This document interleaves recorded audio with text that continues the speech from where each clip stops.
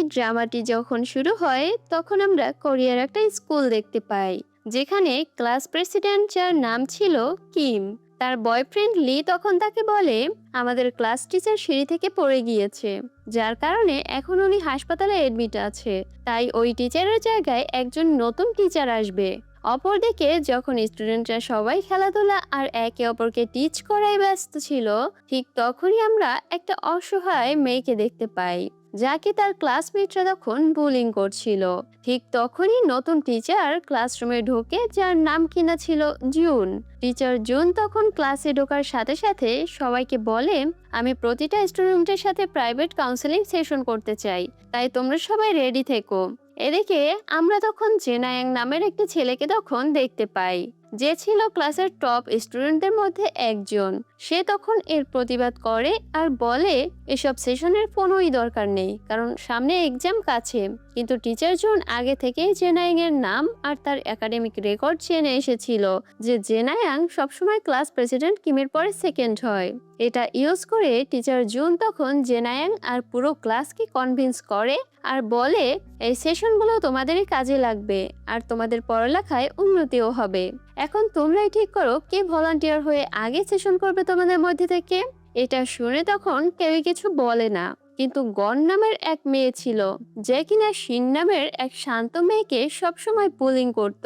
সে তখন শিনের হয়ে ভলান্টিয়ার করে আর এতে শিনকে প্রথমে সেশনে যাওয়ার জন্য সিলেক্ট করা হয়। বেচারি শিন তখন এতে কিছু বলতেও পারে না আর কিছু সহ্যও করতে পারে না। এরপরে ক্লাস শেষ হলে তখন ক্যাফেটেরিয়াতে গন আবার শিনকে বুলিং করে আর ল্যাং মেরে ইচ্ছে করে ফেলে দেয়, যার কারণে তখন কাঁদতে কাঁদতে শিন সেখান থেকে চলে যায়। এদিকে তখন দূর থেকে টিচার জুন সব মনোযোগ দিয়ে দেখছিল। এরপর শিন তখন স্কুল শেষে কাউন্সেলিং রুমে ঢোকে, তখন টিচার জুন তাকে ইনভিজিবল পারসন নাম দিয়ে ডাকে, যেটা বুলিরা ঠাট্টা করে শিনকে ডাকে। এতে তখন শিন রেগে যায়, কিন্তু টিচার জুন তখন শিনকে মনে করিয়ে দেয় আর বলে তুমিও একসময় এক ইনোসেন্ট স্টুডেন্টকে বুলিং করেছিলে, যার কারণে তোমাকে স্কুল ট্রান্সফার করতে হয়েছিল। এছাড়া তোমাকে কোনো শাস্তিও দেওয়া হয়নি। এরপর টিচার জুন তখন শিনকে একটা অদ্ভুত চা দেয় আর বলে এটা তোমার ভেতরের নার্ভাসনেস কমাবে। শিন তখন চা খেয়ে একটু রিল্যাক্স হতেই টিচার জুন বলে তুমি কি সবকিছু আবার নর্মাল করতে চাও? সবাই তোমার বন্ধু হবে, কেউ তোমাকে বলেও করবে না। এটা শুনে শিন তখন বলে এটা কিভাবে হবে? তখন টিচার জুন একটা পেন আর কাগজ নিয়ে আসে, যেখানে শিনের সব ক্লাসমেটদের নাম লেখা ছিল। টিচার জুন বলে যাদের সাথে তুমি ফ্রেন্ডশিপ করতে চাও তাদের নাম পেন দিয়ে তুমি নিজের নামের সাথে কানেক্ট করে নাও।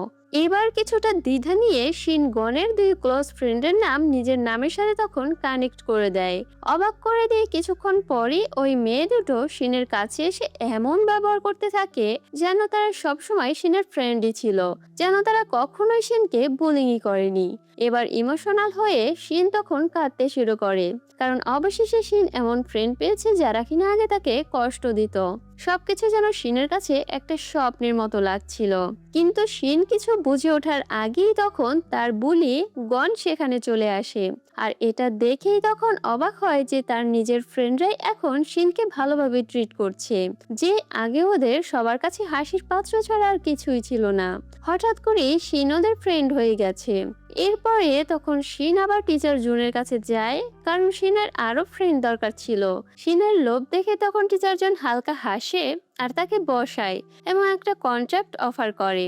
শিন লোভে এতটাই অন্ধ হয়ে গেছিল যে তখন ও ওই কন্ট্রাক্টটা না পড়েই রাজি হয়ে যায়, আর ওখানে সাইন করার সাথে সাথে শিনের আঙুল কেটে যায় এবং এক ফোঁটা রক্ত কাগজে পড়ে। টিচার জুন তখন শিনকে বোঝায় আর বলে তোমার কাছে দুইটা চয়েস আছে, তুমি আরো ফ্রেন্ড বানাতে পারো অথবা একটা সিঙ্গেল ক্রস মার্ক দিয়ে কারো ফ্রেন্ডশিপ ভেঙেও দিতে পারো। শিন তখন এই পাওয়ার ইউজ করে গনের ফ্রেন্ডশিপ পার্ক আর চোয়ের সাথে ভেঙে দেয়। এদিকে ফ্রেন্ডশিপ ভাঙার সাথে সাথে যখন চোই আর পার্ক গনকে ইগনোর করতে শুরু করে, তখন শিন তাকে ইনভিজিবল পারসন বলে মজা করে, যে নাম দিয়ে কিনা আগে গন শিনের সাথে ঠাট্টা করত। গন তখন কিছুই বুঝতে পারে না যে সব কি হচ্ছে। শিন তখন তাকে ওয়ার্নিং দেয় আর বলে আমি তোমার লাইফ পুরোপুরি নষ্ট করে দেব। এদিকে লোভ খুব তাড়াতাড়ি শিনকে পুরোপুরি ক্রাশ করে ফেলে। শিন তখন কন্ট্রাক্ট ব্যবহার করে প্রায় সব ক্লাসমেটকেই নিজের ফ্রেন্ড বানিয়ে ফেলে, আর অপরদিকে টিচার জুন চুপচাপ সবকিছুই তখন দেখছিল। শিন তখন গনের বাকি সব ফ্রেন্ডশিপও ভেঙে দেয় আর গনকে সত্যি সত্যি ইনভিজিবল বা অদৃশ্য বানিয়ে ফেলে এবং নতুন করে গনকে বুলিং এর টার্গেট বানায়। কিন্তু শিম শুধু এতেই থেমে থাকে না, কিমের বয়ফ্রেন্ড লিকেও সে ছিনিয়ে নেয় এবং তাকে পুরোপুরি নিজের বানিয়ে ফেলে। এদিকে কিম তখন নিজের ক্লাসমেটদের এমন অদ্ভুত আচরণ দেখে কনফিউজড হয়ে যায় আর খেয়াল করে যে শুধু সে আর শিনই নর্মাল আছে। যখন কিম শিনের সাথে সরাসরি এ বিষয়ে কথা বলতে যায় তখন ওর সন্দেহ হয় যে এই সব পরিবর্তনের পেছনে শিনই রয়েছে। শিন এটা শুনে রেগে যায় আর ভাবে কিম ক্লাস প্রেসিডেন্ট হওয়ার সত্ত্বেও ওকে আগে কখনো ও খেয়াল করেনি। বিশেষ করে যখন শিনকে বুলিং করা হতো তখন কিমও ওকে বাঁচায়নি।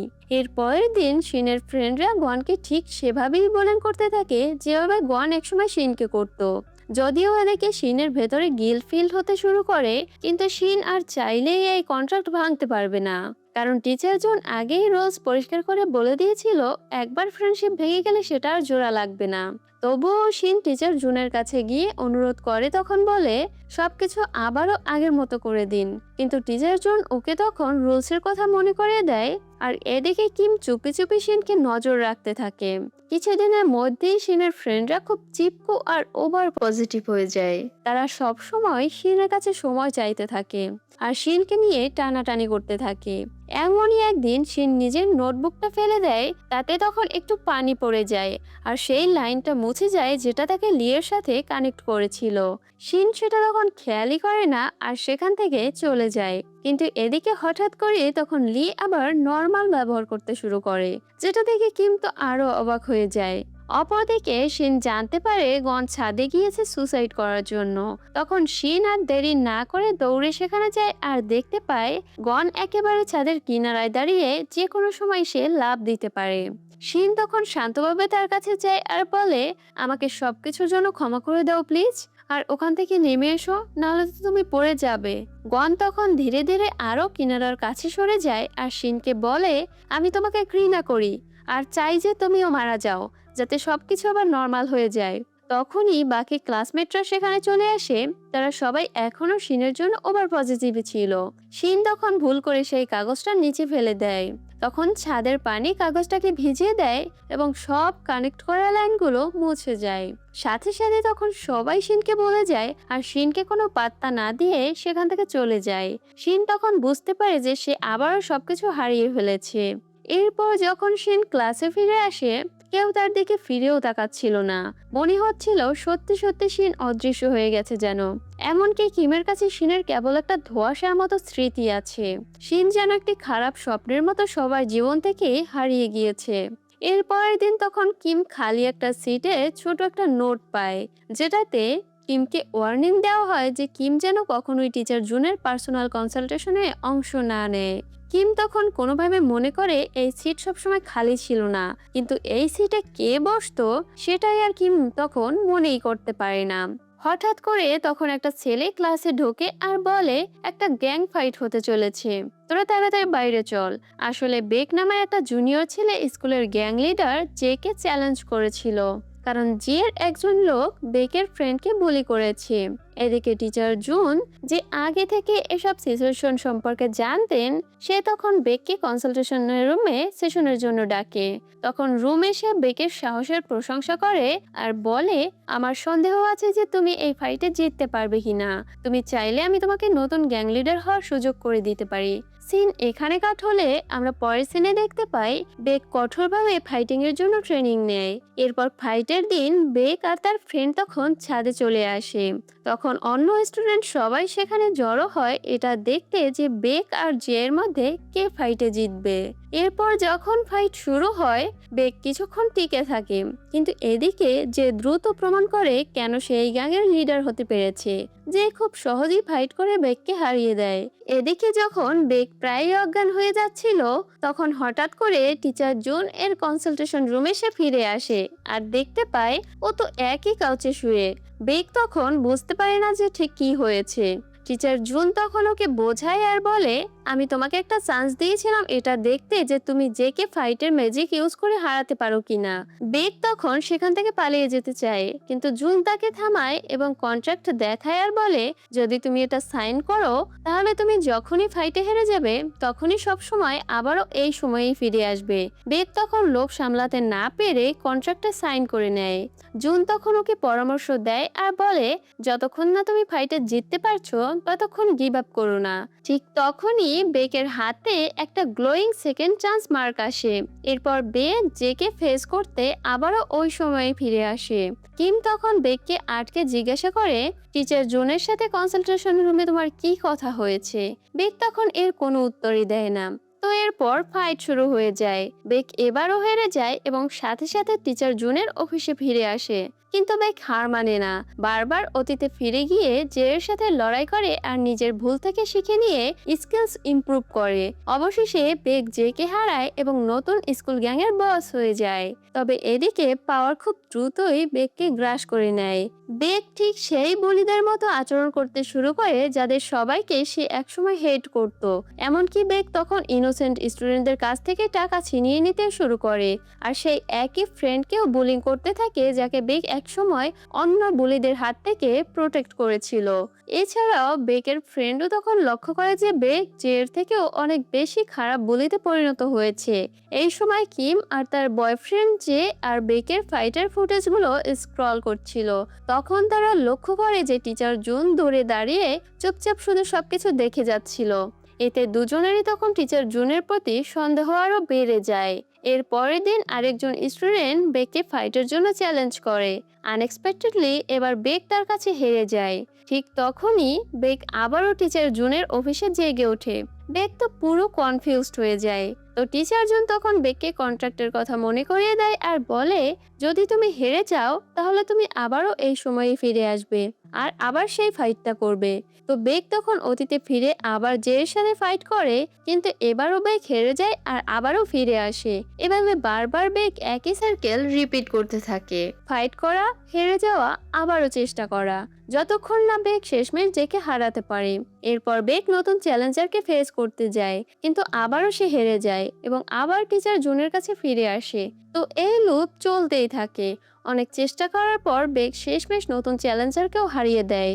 কিন্তু এখানেই শেষ না, আরো শক্তিশালী এক অপোনেন্ট আসে এবং সহজেই বেককে তখন হারিয়ে দেয়। বেক তারপরও হার মানে না, বারবার লড়াই করতেই থাকে যতক্ষণ না সে জিতে যায়। এভাবেই ধীরে ধীরে বেক বুঝতে পারে যে এই সেকেন্ড চান্স তার জন্য কোনো ব্লেসিং না, বরং একটা অভিশাপ। এদিকে একে একে আরো বেশি অপোনেন্ট আসতে থাকে বেকের সাথে লড়াই করতে। এমনকি তার নিজের ফ্রেন্ডরাও তার বিরুদ্ধে টিম বানাতে শুরু করে। তখন ক্লান্ত আর ডেসপারেট হয়ে বেক লুকিয়ে টিচার জুনের কাছে গিয়ে অনুরোধ করে আর বলে, প্লিজ আমার হাত থেকে এই মার্কটা সরিয়ে দিন। কিন্তু টিচার জুন ওকে মনে করিয়ে দেয় আর বলে, তুমি নিজের ইচ্ছাই এই কন্ট্রাক্ট সাইন করেছিলে এবং কখনো হার না মানার প্রমিস করেছিলে। এরপর টিচার জুন কোনো রকম দয়া না দেখিয়ে তখন বেককে অফিস থেকে বের করে দেয়। বেক পালানোর চেষ্টা করে, কিন্তু ওর অপোনেন্টরা ওকে তাড়া করে নেয়। শেষ পর্যন্ত তারা সবাই মিলে বেককে পিটিয়ে মেরেই ফেলে। এর পরের দিন স্কুলের সবাই তখন বেককে একেবারেই ভুলে যায়, যেন বেক কখনো এক্সিস্টই করেনি। এই সময় তখন লি এর মনে পড়ে যে আজ কিমের কাউন্সিলিং রুমে যাওয়ার কথা। লিও তখন কিমের সাথে সেখানে যায়, কিন্তু এদিকে টিচার জুন তখন সেখানে ছিল না।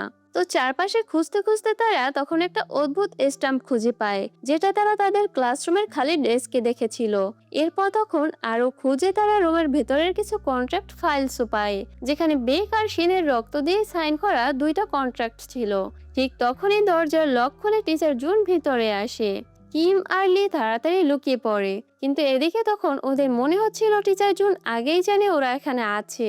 হঠাৎ তখন আরেকজন টিচার সেখানে আসে আর টিচার জুনকে মনে করিয়ে দিয়ে বলে, আজ কিন্তু আপনার ডেটিং অ্যাডভাইস দেওয়ার কথা ছিল। এতে তখন টিচার জুন অপর টিচারের সাথে চলে যায়, যেটাতে তখন কিম আর লি পালানোর একটু সুযোগ পেয়ে যায়।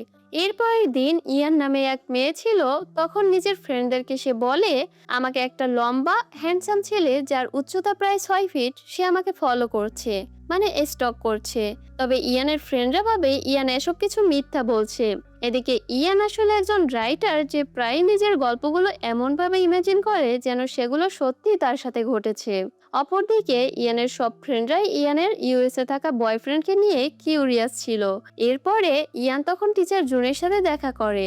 টিচার জুন তখন তাকে একটা ডায়েরি দেয় এবং বলে, এতে তোমার নাম লেখো আর যা কিছু তুমি সত্যি চাও, এমনকি ফিকশনাল জিনিস, সেগুলোও লেখো। তো আসলে ইয়ানের ক্লাসমেটরা তার বয়ফ্রেন্ডকে দেখতে চায়, তবে ইয়ানের এমন কোনো বয়ফ্রেন্ডই আসলে ছিল না। ইয়ান তখন একটা ডিটেল ডেসক্রিপশন লেখে যে একজন মডেল টাইপ ছেলে যে ইউএসএ থাকে এবং তাকে খুব ভালোবাসে। ইয়ান তখন সে স্টকারের কথাও লেখে, যার কথা সে আগে নিজের ফ্রেন্ডদের বলেছিল। এরপর যখন ইয়ান লেখা শেষ করে তখন টিচার জুন তাকে বলে, ডায়েরিটা রেখে ক্লাসে ফিরে যাও।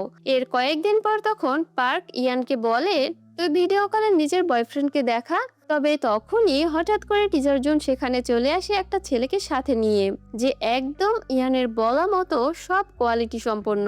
ছেলেটা তখন সরাসরি ইয়ানের কাছে যায় এবং বলে, আমি অনেকদিন ধরে তোমার সাথে দেখা করার জন্য ডেসপারেট ছিলাম। এদিকে সবাই, এমনকি ইয়ান নিজেও তো শকড হয়ে যায়। তখন ইয়ান সরাসরি টিচার জুনের অফিসে ঢোকে আর বলে, আমার ফিকশনাল ক্যারেক্টার কিভাবে বাস্তব হতে পারে। টিচার জুন তখন হেসে বলে, এটা শুধু একটা ছোট্ট গিফট তোমার মতো ভালো স্টুডেন্টদের জন্য। এদিকে ইয়ানের হ্যান্ডসাম বয়ফ্রেন্ড এখন রিয়েল হওয়ায় পুরো স্কুলের সবাই অবাক হয়ে যায়। তার সাথে ইয়ানের এমন সুন্দর বয়ফ্রেন্ড দেখে সবাই তো জেলাস ফিল করে। কিন্তু এরই মধ্যে খুব তাড়াতাড়ি একটা টার্নিং পয়েন্ট আসে। ইয়ান ডায়েরিতে যা যা লিখেছিল তার বয়ফ্রেন্ড সবই করে ফেলে।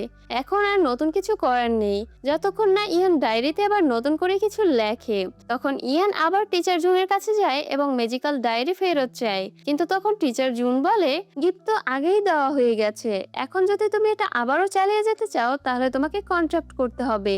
এবার নিজের বয়ফ্রেন্ডকে হারানোর ভয় থেকে ইয়ান কন্ট্রাক্টে সাইন করে নেয়। এখন ইয়ান ডায়েরিতে যা লিখবে তা সত্যি হয়ে যাবে, শুধু যেগুলো একদম ইম্পসিবল সেগুলো ছাড়া। ইয়ানের বয়ফ্রেন্ড ইয়ান ডায়েরিতে যা লেখে তাই করে, আর ইয়ান তখন স্কুলের সবচেয়ে পপুলার মেয়েদের একজন হয়ে যায়। এদিকে ইয়ান তখন শুনতে পায় ওর ক্লাসমেটরা প্ল্যান করছে ওর মা বাবার ফ্রুট শপ ব্যবহার করে ওর রেপুটেশন নষ্ট করবে। রেগে গিয়ে ইয়ান তখন ডায়েরিতে লেখে যে সে চায় পার্ক তার লাইফ থেকে গায়েব হয়ে যাক। এবার ইয়ানের বয়ফ্রেন্ড সেটা মেনে নেয়। এর কিছুক্ষণ পর তখন খবর ছড়িয়ে পড়ে যে পার্ক স্কুল বিল্ডিং থেকে লাফ দিয়েছে বা তাকে ধাক্কা দেওয়া হয়েছে। তখন এই খবর শুনে শকড হয়ে ইয়ান চায় ওর বয়ফ্রেন্ড যেন ওর থেকে দূরে থাকে, কিন্তু হয় এর উল্টো। ইয়ানের বয়ফ্রেন্ড মানে ইয়ানের প্রতি পুরো অ্যাবসেসড হয়ে যায় আর ছাদে গিয়ে লাফ দেওয়ার চেষ্টা করে। আর ইয়ানকে সে বলে, তুমি আমার কাছে ফিরে আসো, না হলে আমি নিজেকে শেষ করে দেব। এবার ভয়ে নিজের বয়ফ্রেন্ডের লাইফ বাঁচাতে ইয়ান ডায়েরি ইউজ করে সবকিছু আবার নর্মাল করতে চায়। ডায়েরিতে লেখার সাথে সাথে সব ক্লাসমেটদের সামনে ইয়ানের বয়ফ্রেন্ড হেঁটে গিয়ে ইয়ানকে জোরে জড়িয়ে ধরে। তো এইসব কিছু ঘটতে দেখে কিম আর লিয়ের তখন কিছু একটা সন্দেহ হয়। এরপর যখন ইয়ান আবার টিচার জুনের সাথে দেখা করতে যায় তখন লি আর কিম চুপি চুপি ইয়ানের পিকচার্স তুলে নেয়। এদিকে অফিসের ভেতরে ইয়ান টিচার জুনের কাছে সবকিছু ঠিক করার জন্য অনুরোধ করে, কিন্তু টিচার জুন তখন বলে, কিছুই আর বদলানো বা আগের মতো করা যাবে না, তোমাকে ওই ডায়েরিতে লিখেই যেতে হবে আর তোমাকেই সবকিছু শেষ করতে হবে। এবার তখন ক্লান্ত হয়ে ইয়ান ডায়েরিটা পুড়িয়ে ফেলার চেষ্টা করে, এটা ভেবে যে এতে তার সব প্রবলেম হয়তো সলভ হয়ে যাবে। কিন্তু এতে করে তখন ডায়েরির সাথে ইয়ানের বয়ফ্রেন্ড অর্ধেক পুড়ে যায় আর ডায়েরিটা হাতে ধরে ইয়ানের সামনে দাঁড়ায়। এটা দেখে তখন ভয়ে ইয়ান পালানোর চেষ্টা করে, কিন্তু ইয়ান যেখানেই যায় ওর বয়ফ্রেন্ড ওকে ফলো করে নেয়। এদিকে কিম আর লি একসাথে তখন পড়াশোনা করছিল, তখন ইয়ান হঠাৎ সেই রুমে ঢুকে পড়ে এবং ভয় পেয়ে লিকে জড়িয়ে ধরে। তারা তখন কিছু বুঝে ওঠার আগেই ইয়ানের বয়ফ্রেন্ড সেখানে এসে যায় আর ইয়ানকে বলে, তুমি আবারও আমার কাছে আমার লাভার হয়ে ফিরে আসো। ঠিক তখনই তারা কিছু বুঝে ওঠার আগে ছায়ার ভেতর থেকে কেউ হঠাৎ ইয়ানের বয়ফ্রেন্ডকে পেছন থেকে আক্রমণ করে। আসলে এটা সেই স্টকার যাকে ইয়ান আগে ডায়েরিতে ডিসক্রাইব করেছিল। তখন ইয়ান, কিম আর লি কোনো মতে পালিয়ে যায়। এদিকে স্টকার তখন ইয়ানের বয়ফ্রেন্ডের সাথে ফাইট করে এবং তাকে মেরে ফেলে, কিন্তু পালানোর সময় ইয়ান তখন কিম আর লিয়ের থেকে আলাদা হয়ে যায়। ইয়ান নিজেকে একটা মিররের সামনে একা খুঁজে পায়, যেখানে সে স্টকার তাকে ধরে ফেলে। ঠিক তখনই কিম আর লি হঠাৎ ইয়ানকে পুরোপুরি ভুলে যায়, যেন ইয়ান কখনো ছিলই না। এর পরের দিন কিম তখন একটা পড়ে যাওয়া ডায়েরি খুঁজে পায়। যখন কিম ভেতরের গল্প আর ক্যারেক্টার্স পড়তে থাকে তখন তার এমন একজনের কথা মনে হতে থাকে যার নাম কিমও জানে না। এরপরে লি ইয়ানের বয়ফ্রেন্ড একটা পুরনো ফটো খুঁজে পায়, কিন্তু লি ওর মুখটা চিনতে পারে না। কিন্তু যখন লি স্টুডেন্ট ব্যাজের জুম করে তখন ব্যাজেও একটা নাম দেখতে পায়, যেটা সেই ডায়েরির একটা নামের সাথে মিলে যায়। আরো খোঁজাখুঁজি করে ওরা ইয়ানেরও একটা ছবি পায়, যেখানে সে টিচার জুন আর এক অজানা মেয়ের সাথে আছে। এদিকে জেনায়াং নামের আরেক স্টুডেন্ট, যে কিনা সবসময় ক্লাসে সেকেন্ড হতো, সে ফাইনালি ফার্স্ট হওয়ার জন্য এক্সামে চিটিং করার সিদ্ধান্ত নেয়। জ্যাং আগেই নিজের চিটিং করার জন্য শিট বানিয়ে রেখেছিল। তখনই টিচার জুন ক্লাসে ঢোকে আর এক্সাম শুরু হয়। জেনায়াং তখন চুপি চুপি চিটিং করতে শুরু করে আর বুঝতেই পারে না যে টিচার জুনের চোখ এড়িয়ে কিছুই করা যায় না। টিচার জুন যখন রুমে হাঁটছিল তখন জ্যাং এর চিট শিট মেঝেতে পড়ে যায়, কিন্তু তার ফ্রেন্ড কোকি তখন এমন ভাবে কিছু সময়ের জন্য টিচার জুনকে ডিস্ট্রাক্ট করে রাখে, যাতে করে জেনায়াং তার চিট শিট তুলে লুকিয়ে ফেলতে পারে। এরপর এক্সাম শেষে কিম তখন ইনভেস্টিগেট করার জন্য চুপি চুপি টিচার জুনের অফিসে ঢোকে। সেখানে কিম তখন 3জন স্টুডেন্টের রেকর্ডস খুঁজে পায়, যারা কিনা আগে টিচার জুনের কাউন্সিলিং রুমে এসেছিল, কিন্তু তাদের নাম কিমের কাছে একেবারেই অজানা। কিম তখন চেয়েও তাদের কাউকে মনে করতে পারে না। কিম দেখে এর পরের শিডিউলে তখন টিচার জুনের কাউন্সিলিং স্টুডেন্ট ছিল জেনয়াং। ঠিক তখনই টিচার জুন ঢুকে পড়ে আর কিম দ্রুত একটা বাহানা বানিয়ে সেখান থেকে চলে যায়। এরপরে দেখা যায় যে জেনয়াং কোকির সাথে দেখা করে আর বলে, ধন্যবাদ টিচারের হাতে ধরা পড়া থেকে আমাকে বাঁচানোর জন্য। ঠিক তখনই টিচার জুন সেখানে এসে যায়। সে আগেই জানতো কোকি জেনয়াংকে চিট করতে সাহায্য করেছে, কিন্তু টিচার জুন এতে একদমই রাগ করে না, বরং জেনয়াংকে তখন তার অফিসে আসতে বলে। এরপরে ভিতরে গিয়ে টিচার জুন তখন জেনয়াং এর অনেক প্রশংসা করে আর বলে, তোমার এত সাপোর্টিভ ফ্রেন্ড আছে। কিন্তু তখন জেনয়াং এসব কথা এড়িয়ে যায় আর স্বীকার করতে চায় না যে সে চিটিং করেছে। তখনই হঠাৎ জেনয়াং এর কাশি আসে আর সে চিট পেপারও আগে গিলে ফেলেছিল, সেটা বের হয়ে আসে। এরপর টিচার জুন তখন জেনয়াংকে একটা স্পেশাল ড্রিঙ্ক দেয় আর বলে, ঠিকমতো পড়াশোনায় মন দাও। তবে এই ম্যাজিক্যাল ড্রিঙ্ক জেনয়াংকে এমন ক্ষমতা দেয় যে সে যাই পড়ে সব মনে রাখতে পারে। জেনয়াং কয়েক মিনিটের নিজের এক্সাম পেপার শেষ করতে শুরু করে, অন্যদের থেকে অনেক এগিয়ে যায় সে। এরপর এক্সামের পরে জেনয়াং খেয়াল করে কিম একটা প্রশ্ন সলভ করার জন্য অনেক স্ট্রাগল করছে, তাই তখন জেনয়াং কিমকে সাহায্য করার চেষ্টা করে। কিন্তু হঠাৎ করে তখন ড্রিঙ্কের ইফেক্ট চলে যায় আর জেনয়াং আবারও সবকিছু ভুলে যেতে থাকে। হতাশ হয়ে জেনয়াং তখন আবার টিচার জুনের কাছে দৌড়ে যায় এবং আরো ড্রিঙ্ক চায়। তখন টিচার জুন বলে, এই ড্রিঙ্কটা ফ্রিতে পাওয়া যায় না, কিছু পেতে গেলে কিছু হারাতেও হয়। তোমাকে তোমার মাথা থেকে আননেসেসারি মেমোরিজ মুছে ফেলতে হবে। এবার ক্লাসে ফার্স্ট হওয়ার জন্য ডেসপারেট হয়ে জেনয়াং কন্ট্রাক্টে রাজি হয়ে যায়। টিচার জুনের ইনস্ট্রাকশন ফলো করে জেনয়াং একটা পুরনো ভেন্ডিং মেশিন খুঁজে পায়, যেটা দেখে নষ্ট মনে হচ্ছিল। জেনয়াং তখন কিছু ট্যাপস করার পর সেটা চালু হয়ে যায়। জেনয়াং সেখানে টাকা দেয় এবং একটা ম্যাজিক্যাল ড্রিঙ্ক পায়। কিন্তু তখন টিচার জুন ওকে ওয়ার্নিং দেয় আর বলে, তুমি দিনে শুধু একটা ক্যান্ডি খেতে পারবে, এর বেশি না। তো এরপর ড্রিঙ্ক খাওয়ার পর জেনয়াং ঠিক আগের মতোই প্রতিটা এক্সাম সবার আগে শেষ করতে পারে। এমনকি কিম যে একসময় টপ স্টুডেন্ট ছিল, সেও জেনয়াং এর থেকে পিছিয়ে পড়ে। কিন্তু এদিকে জেনয়াং তখন এই ওয়ার্নিং ইগনোর করতে শুরু করে আর দিনে একসাথে অনেকগুলো ক্যান খেতে শুরু করে। ধীরে ধীরে এর সাইড ইফেক্টস দেখা দিতে থাকে। জেনয়াং অসুস্থ ফিল করে এবং সবকিছু ভুলতে শুরু করে। এমনই একদিন যখন কোকি তাদের ফেভারিট গেম নিয়ে কথা বলতে চায়, জেনয়াং কিছু মনেই করতে পারে না। তখন জেনয়াং বুঝতে শুরু করে যে সে লিমিটের থেকে অনেক বেশি ড্রিঙ্কস খাচ্ছে। এমনকি জেনয়াং নিজের ক্লাসমেটদের নামও ভুলতে থাকে এবং নিজের পকেটে কিছু মিস্টিরিয়াস নোট খুঁজে পায়, যেগুলো তাকে মেমোরি লস আর টিচার জুনের চালাকি সম্পর্কে ওয়ার্ন করছিল। ধীরে ধীরে জেনয়াং এর জীবনের আনইম্পর্টেন্ট জিনিসগুলো পুরোপুরি গায়েব হয়ে যেতে থাকে। কোকি জেনয়াং এর এমন অদ্ভুত বিহেভিয়ার আর ড্রিঙ্ক ক্যানের অদ্ভুত লোগো লক্ষ্য করে। তখন কোকি সাহায্যের জন্য সোজা কিম আর লি এর কাছে যায় এবং জেনয়াং এর প্রবলেমের কথা খুলে বলে। কিম তখন বলে, আমাদের ক্লাসমেটরা শুধু ক্লাসরুম থেকেই না, বরং মানুষের মেমোরি থেকেও গায়েব হয়ে যাচ্ছে, আর জেনয়াং এর হয়তো এর পরের টার্গেট। এদিকে যখন জেনয়াং লাইব্রেরি থেকে বের হয়, তখন ওরা চুপি চুপি জেনয়াংকে ফলো করে সেই ভেন্ডিং মেশিন পর্যন্ত যায়। জেনয়াং একসাথে অনেকগুলো ড্রিঙ্কস কিনছিল, আসলে দিনে যে একটা ক্যানের লিমিট করা আছে সেটাই ও ভুলে গেছে। জেনয়াং তখন অনেক কনফিউজড হয়ে যায় আর ক্লাসরুমের পথে খুঁজে পায় না। ঠিক তখন টিচার জুন সেখানে আসে আর নিজে জেনয়াংকে ক্লাসে ফিরিয়ে নিয়ে যায়। এরপর ফাইনাল এক্সাম শেষে জেনাইং সরাসরি টিচার জুনের অফিসে যায় নিজের হাতে লেখা ইনস্ট্রাকশন ফলো করে। টিচার জন তার পারফরমেন্সে ইমপ্রেসড হয়, কিন্তু সে তখন জেনাইংকে আবারও মনে করিয়ে দেয় আর বলে, আমি তোমাকে দিনে একটাই ক্যান খেতে বলেছিলাম। এরপর এক্সাম শেষ হওয়ার পর জেনাইং তখন টিচার জুনের কাছে নিজের হারানো মেমোরিজগুলো ফেরত চায়, কিন্তু টিচার জুন তখন বলে, একবার হারানো মেমোরি আর কখনো রিস্টোর করা যায় না, তবে তুমি চাইলে আবার সেই ড্রিঙ্ক খেয়ে নতুন করে নিজের ব্রেইন স্ট্রং করতে পারো। কিন্তু তখন জং বুঝতে পারে নাম বা তথ্য আবার মুখস্থ করা গেলেও নিজের ফ্রেন্ডদের জন্য যে ফিলিংস হারিয়েছে সেগুলো আর কখনো ফিরে আসবে না। টিচার জুন তখন ওকে সাহায্য করতে অস্বীকার করে আর বলে যে যা চলে গেছে তার ফেরানো সম্ভব নয়। এখন জেনাইং ধীরে ধীরে সবকিছু ভুলতে শুরু করেছে, এমনকি এখন জেনাইং এমন অবস্থায় পৌঁছায় যে নিজের নামও সে নিজের হাতে লিখে রাখতে শুরু করেছে। তখন জেনাইং ওর বেস্ট ফ্রেন্ড কোকির সম্পর্কে একটা নোট পায়, আর কোকির কথা মনে পড়তেই জেনাইং তখন কোকির সাথে দেখা করে আর আগের মতোই কোকির সাথে বাস্কেটবলও খেলে। যখন কোকি তাকে একসাথে মুভি দেখতে যেতে বলে, জেনাইং দ্রুত না করে দেয় আর বলে, আমার স্কুলে একটু কাজ আছে। কিন্তু আসলে এটা শুধু একটা বাহানাই ছিল, কারণ জেনাং এটাও মনে করতে পারছিল না যে ওর বাড়ি কোথায় বা ওর প্যারেন্টস কারা।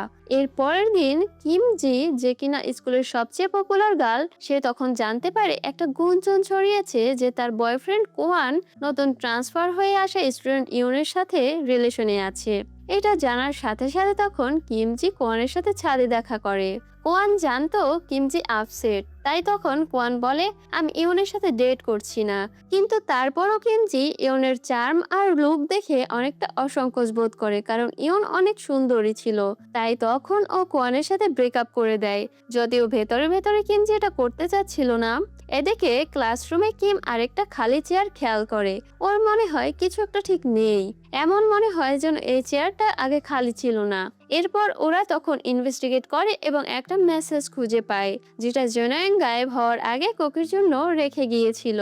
কিন্তু এদিকে কোকির এখন আর মনেই নেই যে জেনাইং কে। অপরদিকে ইউনার বিউটি দেখে ইনসিকিউর হয়ে কিমজি একটা অজানা লিংক পায়, যেটা একটা বিউটি অ্যাপের লিংক ছিল। কিমজি তখন এটা ইনস্টল করে এবং নিজের ছবি তুলে নতুন ফেসিয়াল ফিচার দিয়ে সেটাকে তখন অ্যাপ দিয়ে এডিট করে। এবার খুব দ্রুত কিমজি তখন বুঝতে পারে এডিট করে ও নিজের ফটোতে যে চেঞ্জগুলো করেছে সেই একই চেঞ্জ তার আসল মুখেও চলে এসেছে। এরপর কিমজির ফ্রেন্ডরা কিমজির নিউ লুক দেখে শকড হয়ে যায় আর ক্লাসমেটরা তার পিকচার্স তুলে অনলাইনে আপলোড করে। কিমজির ছবিগুলো তখন প্রচুর অ্যাটেনশন পায়। কেউ ভাবে এগুলো ফটোশপ দিয়ে এডিট করা, আবার কেউ কেউ ভাবে এগুলো তার আসলেই রিয়েল।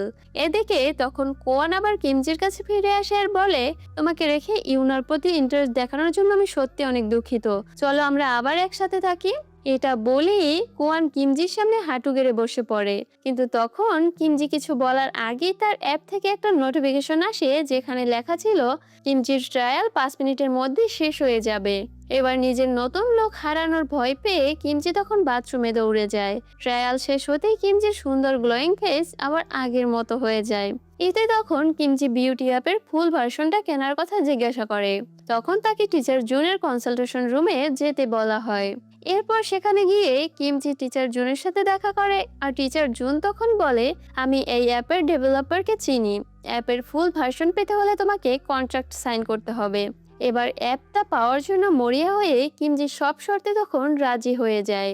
কন্ট্রাক্ট সাইন করার সময় কিমজির রক্তের এক ফোঁটা ভুল করে তাতে পড়ে যায়। টিচার জুন তখন ওকে ওয়ার্নিং দেয় আর বলে, তোমার ফোনের ব্যাটারি যেন কখনো শেষ না হয় বা ফোন ড্যামেজ যেন না হয়, কারণ এতে তোমার ফেসের সব এডিট আবারও মুছে আগের মতো হয়ে যাবে। এরপর এর কিছুদিনের মধ্যেই স্কুলের সব মেয়েরা কিমজির কাছে এসে তখন জানতে চায়, তোর মতো ফেসে এমন গ্লো কিভাবে পাওয়া যায়। কিন্তু এদিকে কিমজি তখন অ্যাপের সত্যিটা কাউকেই বলে না আর বলে, বেশি পানি খা আর ঠিক মতো ঘুমা, তাহলেই হবে। এদিকে কিম আর লি আবার কনসালটেশন রুমে ঢোকে তল্লাশি করার জন্য। ওরা তখন কিমজির সাইন করা কন্ট্রাক্টটা খুঁজে পায়। তখনই হঠাৎ কিমের সাথে অদ্ভুত কিছু হতে শুরু করে। কিম আয়নায় নিজের আরেকটা ভার্সন দেখতে পায়, যে কিনা ওকে বলে, নিজেকে দিয়ে বেশি কাজ করো আর কখনো রেস্ট নিও না। অপরদিকে কিমজি যত বিউটি অ্যাপ বেশি ইউজ করতে থাকে, ওর ফোনের ব্যাটারি তত দ্রুতই খারাপ হতে থাকে। এমনকি এই সব কিছু কিমজির বয়ফ্রেন্ডের সাথে তার রিলেশনশিপকেও নষ্ট করতে শুরু করে। কিমজির বয়ফ্রেন্ড রাগ করে কারণ সে মনে করে কিমজির কাছে তার জন্য কোনো সময়ই নেই। এদিকে ফোনে চার্জ রাখার জন্য ডেসপারেট হয়ে কিমজি ক্লাসমেটদের সাথে পাওয়ার ব্যাংক নিয়ে ঝগড়া পর্যন্ত করে ফেলে। শেষমেশ তখন পাগলের মতো খোঁজার পর ও একটা পাওয়ার আউটলেট খুঁজে পায়। ঠিক তখনই কিমজির কাছে টিচার জুনের একটা মেসেজ আসে, যেখানে কিমজিকে আবার ওয়ার্নিং দেওয়া হয় যে অ্যাপটা যেন সে বেশি ইউজ না করে, কারণ এটা কিমজিকে আরো প্রেশার দেবে এবং শেষ পর্যন্ত তাকে ভেঙে ফেলবে। কিন্তু এই ওয়ার্নিং বোঝার আগেই কিমজি তখন শুনতে পায় তার বয়ফ্রেন্ড কোয়ান ইউনার সাথে কথা বলছে। কোয়ান অনেক আপসেট ছিল কারণ ও ইউনার বদলে কিমজিকে বেছে নিয়েছে। এরপর কোয়ান তখন স্বীকার করে আর ইউনাকে বলে, আসলে আমি তোমাকেই পছন্দ করি, তুমি তো কিমজির থেকেও বেশি প্রিটি আর সিনসিয়ার। এই সব কিছু শুনে তখন রেগে গিয়ে কিমজি ফ্রাস্ট্রেশনে অ্যাপটা আরো বেশি ইউজ করতে থাকে আর নিজেকে পারফেক্ট বানানোর চেষ্টা করে। কিন্তু অ্যাপ তখন অদ্ভুতভাবে বিহেভ করতে শুরু করে। ঠিক এদিকে তখন কিমজির সাথে কথা বলতে আসে। কিম তখন বলে, তুমি কি কনসালটেশন রুমে গিয়েছিলে এবং টিচার জুনের সাথে কন্ট্রাক্ট সাইন করেছিলে?